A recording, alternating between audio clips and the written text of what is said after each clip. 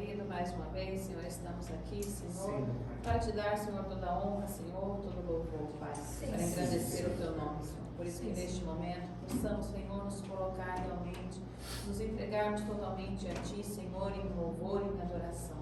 Que a Tua presença se faça, Senhor, nas nossas vidas, neste lugar. O Teu Espírito, Senhor, e a Tua graça possa alcançar, Senhor, todos aqueles que estão conosco, nos vendo, Pai, e que realmente este momento, Senhor, seja de total dedicação, Senhor, de elevação, Senhor, à Tua soberania, Pai. É isso que colocamos e entregamos a Ti, Senhor, no nome de Jesus. Amém.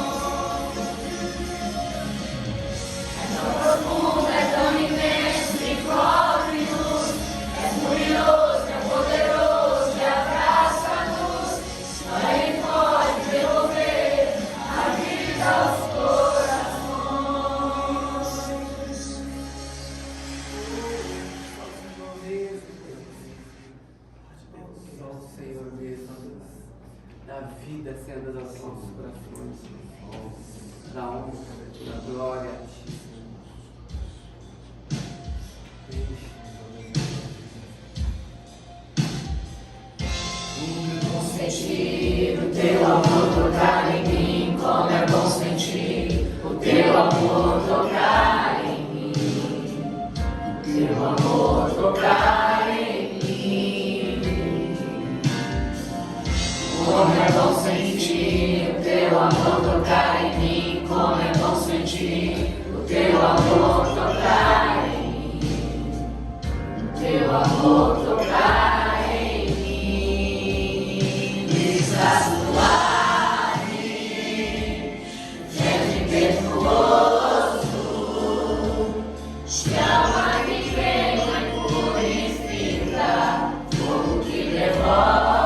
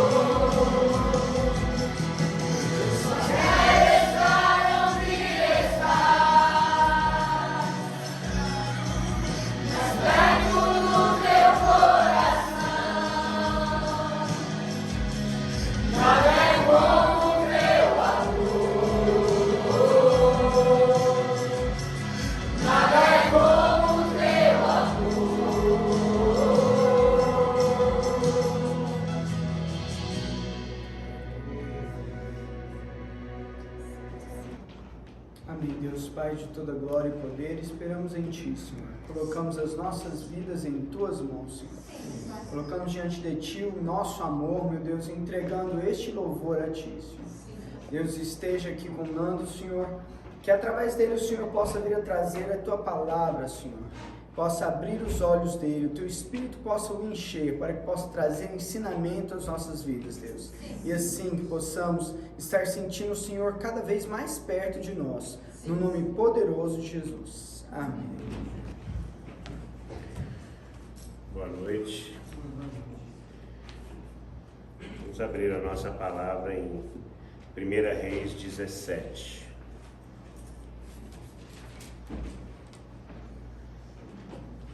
A partir do versículo 7. Nós vamos ler um trecho das Escrituras que deixa claro para nós que Deus ele tem o controle das nossas vidas, né? Seja ela no rumo que ela estiver indo, Deus tem um controle. Existem coisas que são feitas pela permissão de Deus, mas Deus continua sendo o controle, Deus continua sendo o centro. Nós vamos ler um trecho, que fala de um determinado período da vida de Elias, onde Israel estava sofrendo uma decadência espiritual muito grande, né? E Elias profetiza que não haveria chuva, né?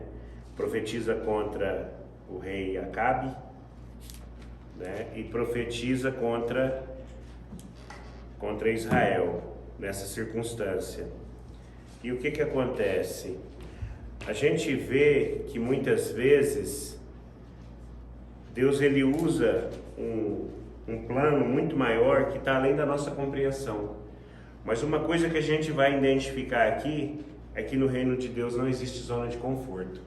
Não existe algo, a gente até conversou hoje pela manhã, né? Não existe algo a que você se apegue nesta vida, né?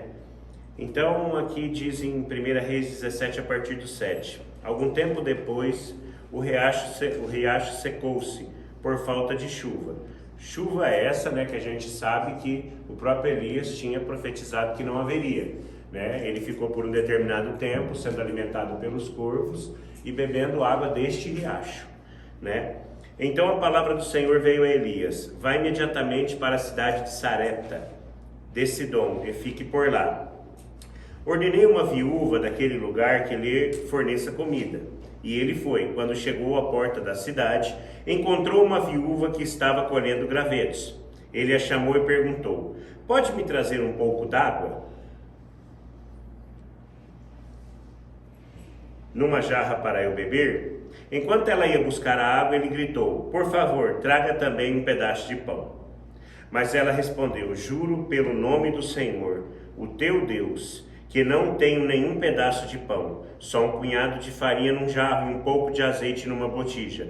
Estou colhendo uns 2 gravetos para levar para casa e preparar uma refeição para mim e para o meu filho, para que comamos e depois morramos. Elias, porém, lhe disse: não tenha medo, vá para casa e faça o que disse. Mas primeiro faça um pequeno bolo com o que você tem e traga para mim, e depois faça algo para você e para o seu filho. Pois assim diz o Senhor Deus de Israel: a farinha na vasilha não se acabará e o azeite da botija não se secará, até o dia em que o Senhor fazer chover sobre essa terra.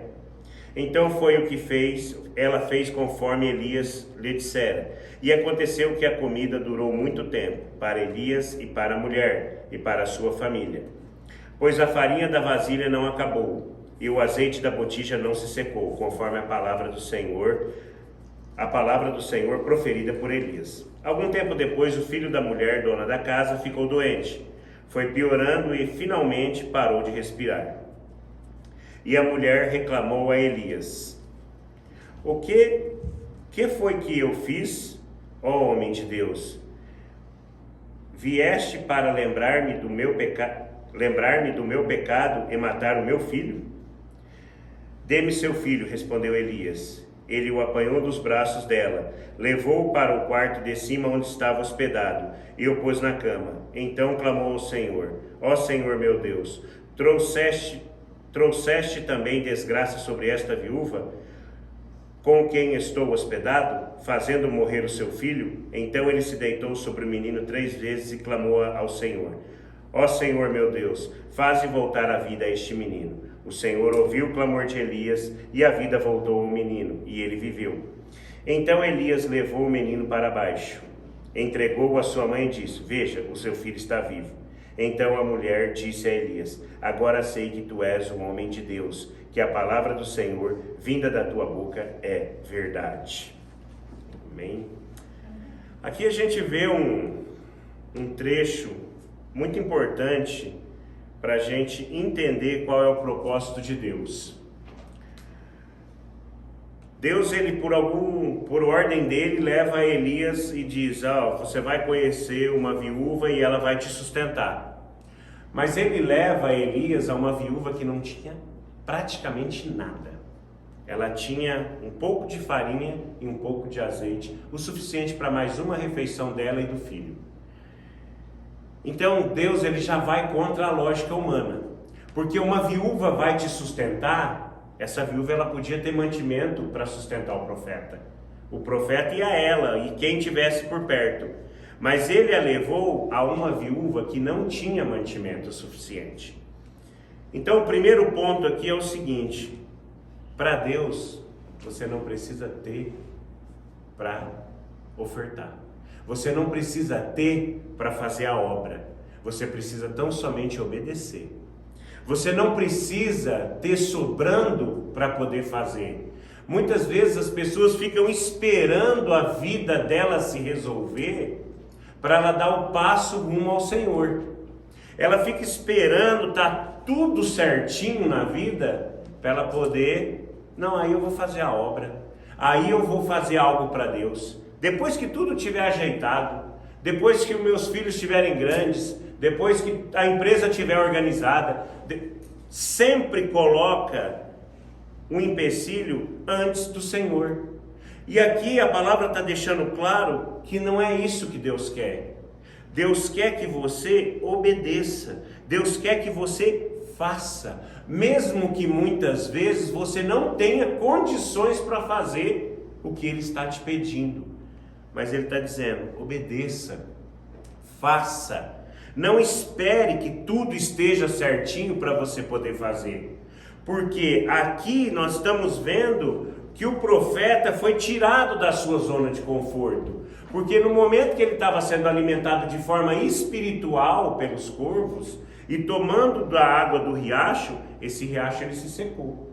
Então ele precisou sair daquele lugar. E quando ele precisou sair daquele lugar, o Senhor direcionou ele para Sarepta. E disse para ele, vai lá e você vai conhecer uma viúva. E ela vai prover para você o sustento. Vai tranquilo. E ele foi. Só que quando ele chegou lá, ele reconheceu essa viúva. Queria dar o sustento a ele. Só que ela não tinha com que sustentar ele. Mas o homem de Deus, ele não entrou em pânico. A fé dele não foi abalada. Ele não questionou, poxa, será que era essa viúva mesmo ou eu acertei a viúva errada? Será que eu espero mais um pouco? Vi uma viúva que tenha condições de me suprir? Não. Ele sustentou a palavra que ele recebeu do Senhor. Ele disse, fica tranquila, pode fazer o que eu estou te falando, não vai faltar farinha na sua vasilha e nem vai faltar azeite no seu jarro. E muitas vezes a gente se depara com essa circunstância. A gente ouve de Deus algo que a gente precisa fazer, mas a gente esbarra em um empecilho. E esse empecilho muitas vezes é o que o Senhor pediu, é o que o Senhor garantiu que ia ser feito para você, não tem condições físicas de ser feito. Como que o Senhor vai agir? Como que você vai reivindicar essa promessa diante de Deus, se o que Ele falou para você que ia acontecer está indo contrário? Se a viúva que você conheceu não tem mantimento, ela estava pegando uns 2 gravetos para fazer a última refeição dela e do filho. E aí Elias chega. Elias é o homem de Deus, para ela Elias é um estranho. Aí o estranho chega e fala, não, fica tranquilo, pode fazer lá mas traz primeiro para mim, e depois do que sobrar, você come, você e seu filho. Então a gente precisa entender o que o Senhor está nos colocando. A gente precisa entender que muitas vezes o Senhor vai nos tirar da zona de conforto, mas que a promessa dele vai ser mantida. Por mais que esteja indo contrário ao que seria natural. Natural para mim é que eu conhecesse alguém que tivesse mantimento suficiente para me manter sem que faltasse para ela. Porque esse é o Deus da provisão. E muitas vezes é isso que as pessoas esperam de Deus. O Deus da provisão me garantiu que eu vou ser sustentado. Então eu vou conhecer alguém que tenha provisão para me sustentar. É óbvio. Mas não é dessa maneira que Deus age. Porque dessa maneira seria o natural. Dessa maneira, aí fora acontece. Mas não com Deus. Mas a coisa ela vai um pouco além, né? Porque a gente viu aqui que a provisão de Deus, né, sustentou o profeta, né? O profeta lançou uma palavra contra o rei, né, dizendo que não ia chover, né? A fome assolou a terra. O profeta saiu da sua zona de conforto, né? O Senhor garantiu para ele, vai para Sarepta, que lá você vai encontrar alguém que vai te sustentar. Mas a primeira pessoa que ele encontra, a viúva que ele encontra para sustentar ele, já dá uma notícia terrível, né? Uma notícia que, se ele realmente não fosse um homem de Deus, a fé dele teria sido abalada. Eu não tenho com que te sustentar, estou fazendo a última refeição. E é nessa hora que a gente tem que sustentar a palavra do Senhor. É nessa hora que, independente do que se levanta, independente do que vem contra, independente do cenário que nós estamos enxergando, nós temos que sustentar a palavra que nós recebemos. Porque se nós somos de Deus e a palavra que nós recebemos é do Senhor, não tem por que a gente ser abalado. Por mais que a situação seja contrária, né? Quando ela respondeu: juro pelo nome do Senhor, o teu Deus, que não tenho nenhum pedaço de pão, só um punhado de farinha num jarro e um pouco de azeite numa botija. Estou colhendo uns 2 gravetos para levar para casa e preparar uma refeição para mim e para meu filho, para que comamos e depois morramos. Como que age o homem de Deus? Como que age uma fé inabalável? Como que age uma fé que tudo crê, né? Que tudo espera, que tem convicção, que não é uma fé levada pela circunstância, mas é uma fé sustentável. Ele diz: Elias, porém, lhe disse: não tenha medo, vá para casa e faça o que disse, mas primeiro faça um pequeno bolo com o que você tem e traga para mim, e depois faça algo para você e para o seu filho. Pois assim diz o Senhor, o Deus de Israel: a farinha da vasilha não se acabará, o azeite da botija não se secará, até o dia que o Senhor fizer chover sobre essa terra. Qual era a garantia que essa mulher tinha? Que ela não estava desperdiçando a última refeição. Qual é a garantia que ela tinha? Mas o homem do Senhor disse: pode fazer o que eu estou falando, e vai acontecer assim e assim. Isso é uma fé inabalável. Isso é uma fé que não é levada pela circunstância. Isso é você crer numa promessa do Senhor, independente do tempo que ela demore para acontecer, e independente das circunstâncias que estão levando ela a acontecer. E assim foi feito. E realmente aconteceu como o homem de Deus disse. Então está tudo resolvido. Acabou os problemas. Não tem mais problema. Mas qual que é a diferença que a gente vê aqui? Nós vamos passar várias lutas. Nós passamos. O cristão, ele passa por diversas lutas. E a partir do momento que você vence uma, vai se levantar outra. Essa é a nossa vida, né? Se não for para a gente, como a gente conversou hoje de manhã, se não for para a gente crer dessa maneira, para que a gente está aqui? Para que a gente está buscando o Deus do impossível? Se nós não temos impossível nenhum para transpor, aonde nós vamos precisar do Deus do impossível? Aonde nós vamos precisar do Deus da provisão?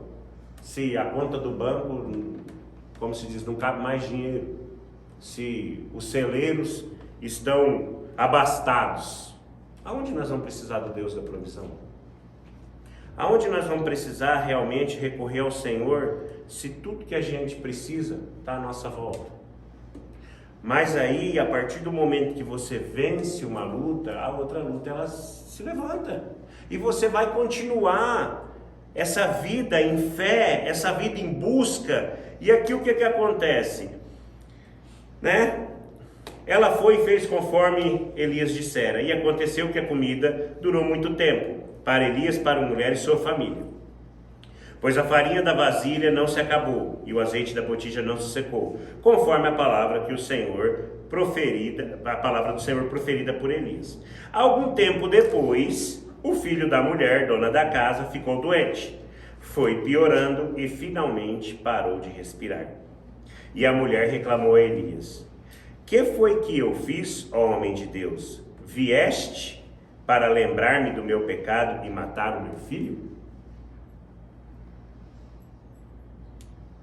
Dê-me o seu filho, respondeu Elias, e apanhou-o dos braços dela, levou-o para o quarto de cima onde estava hospedado, e o pôs na cama. Então clamou ao Senhor: ó Senhor meu Deus, trouxeste também desgraça sobre esta viúva, com quem estou hospedado, fazendo-lhe morrer o seu filho?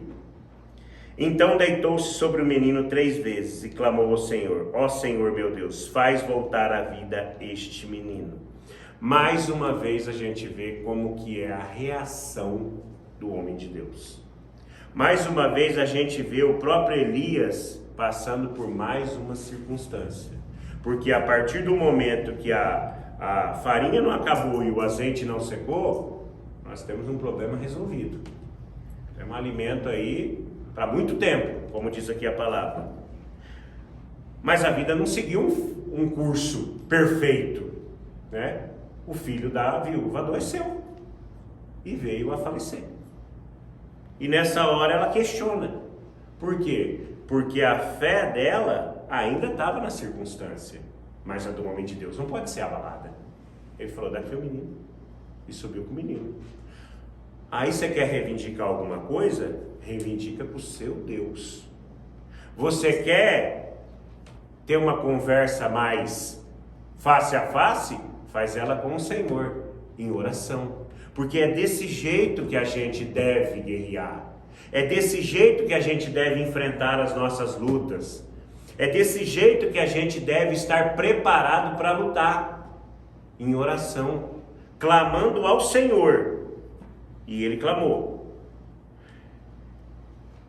E fez o que o Senhor colocou no coração dele. E o Senhor ouviu o clamor de Elias, e a vida voltou ao menino, e ele viveu. Então Elias levou o menino para baixo, entregou-o à mãe e disse: veja, seu filho está vivo.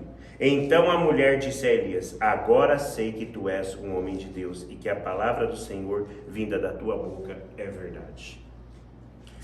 Outra coisa que a gente pode ver aqui facilmente: a vida, ela não é sustentada por milagres. Milagres, mover de Deus, dá no louvor aí, o olho encher de lágrima, né? Dá um arrepio, aquela sensação da presença de Deus. Isso não vai sustentar você, se você não tiver uma vida de busca. Isso não vai sustentar você, se você não tiver vida com o Senhor. Se você não estiver nutrindo isso em você. Porque essas experiências, elas passam. Do mesmo jeito que você tem fome e vai ali, come uma comida e saboreia, sua fome acabou.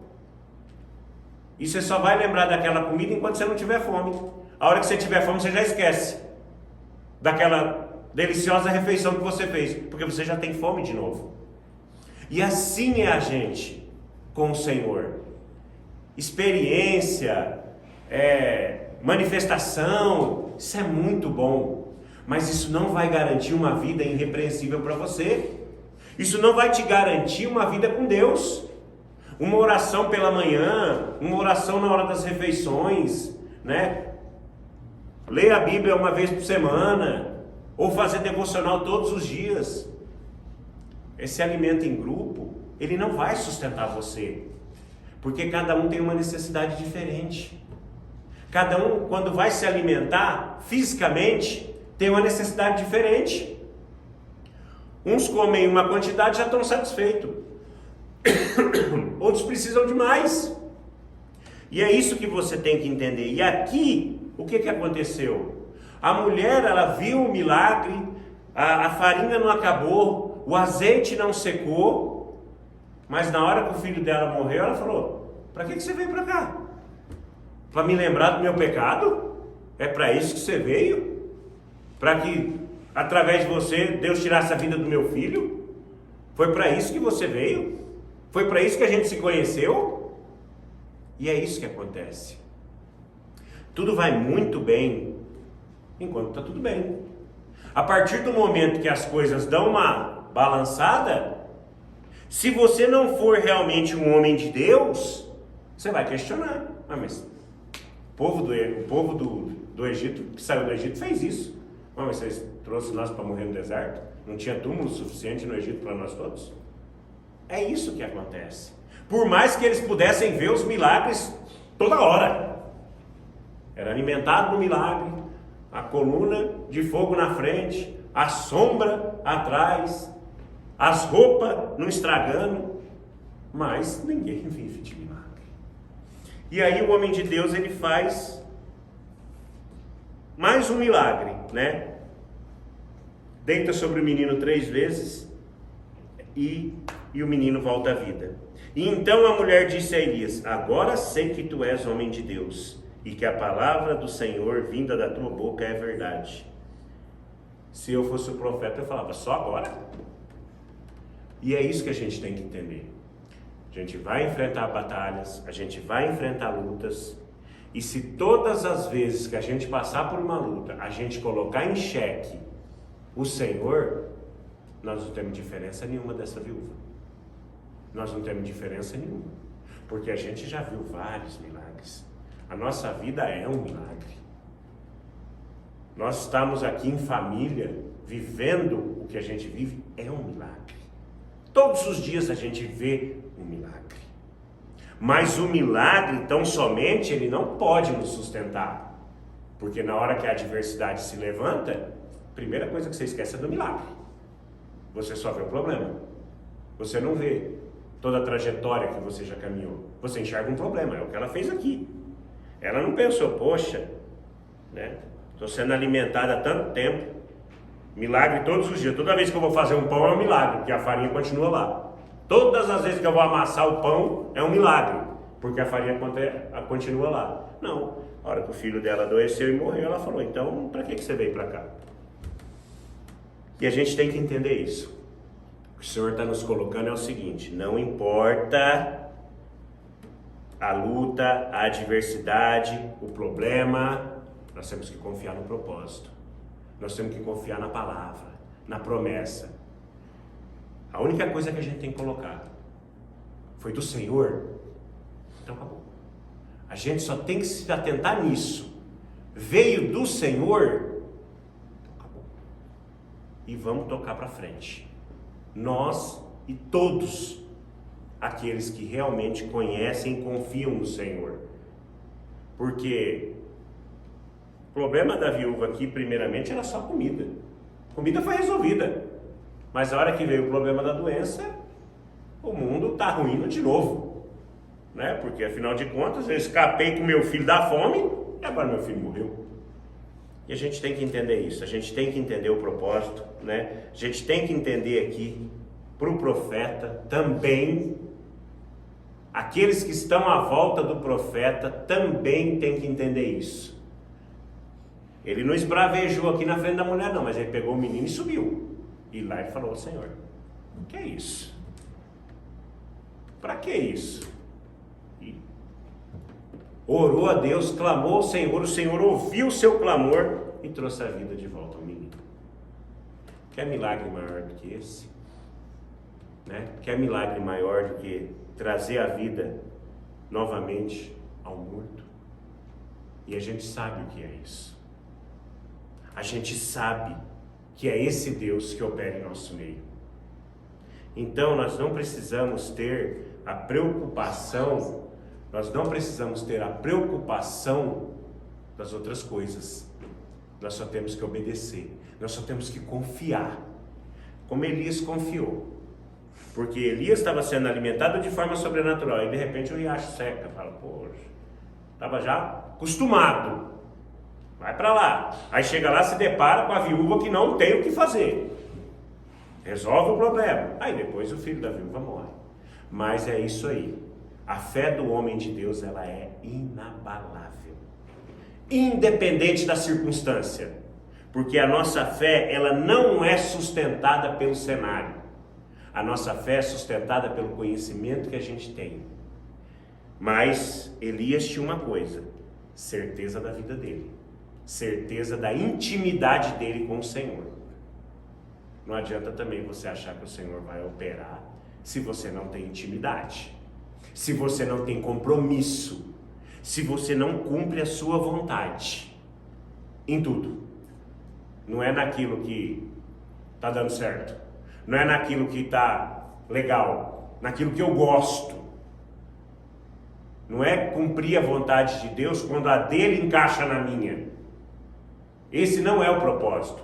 O propósito é que a nossa vontade seja anulada e que a vontade de Deus prevaleça. Que legal se a vontade dele for parecida com a nossa. Mas isso é só coincidência da circunstância. A gente precisa entender isso. Nós temos que ser anulados. Porque enquanto houver resquício de nós, você vai orar e a farinha vai acabar. Você vai orar e o menino não vai ressuscitar. Enquanto houver resquício de nós, você vai estar orando para as paredes, porque Deus não vai ouvir. Deus, ele escuta e atenta àqueles que cumprem a sua vontade, àqueles que lhe obedecem. Mas não é daqueles que lhe obedecem quando está tudo bem, é aqueles que obedecem. E cada um de nós aqui, cada um de nós sabe aonde tem apresentado falhas, aonde tem tido ainda resquício da nossa velha natureza. E nós precisamos resolver isso. Porque somente dessa maneira nós vamos conseguir realmente receber do Senhor tudo que Ele já tem separado para cada um de nós. Porque orar para Deus, preciso disso, preciso daquilo, na hora do desespero, não vai resolver. Nós precisamos ter vida com o Senhor, como o profeta tinha. Então se levanta a circunstância e o profeta está com a sua fé sustentada. Se levanta outra circunstância e o profeta sustenta a fé. Mas ele tinha vida. Não é que ele era super, porque a gente sabe, conhece a história de Elias e sabe que por um breve momento ele teve medo. Mas o Senhor sustentou. Então que a gente possa realmente entender que o Senhor tem uma promessa, mas depende da nossa intimidade para que ela aconteça. Como se diz, isso é uma via de mão dupla. Aqui nós vemos facilmente a lei da reciprocidade do Senhor. Mas não quer dizer que você está fazendo que nada vai acontecer, que nada vai se levantar. E essas coisas que acontecem, a gente precisa usá-las para crescimento. A gente precisa ter um amadurecimento espiritual. A gente tem que parar de ser menino na fé.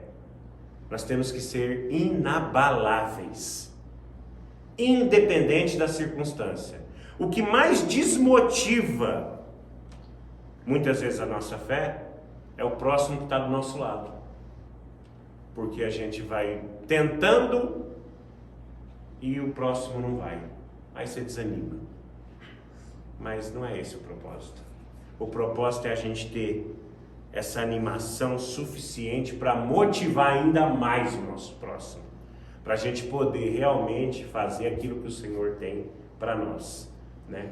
E que a palavra do Senhor ela possa se cumprir na nossa vida, possa se cumprir na vida daqueles que estão ouvindo, daqueles que ainda vão ouvir, né? Mas entender que para essas coisas maravilhosas acontecerem, é preciso ter vida com o Senhor.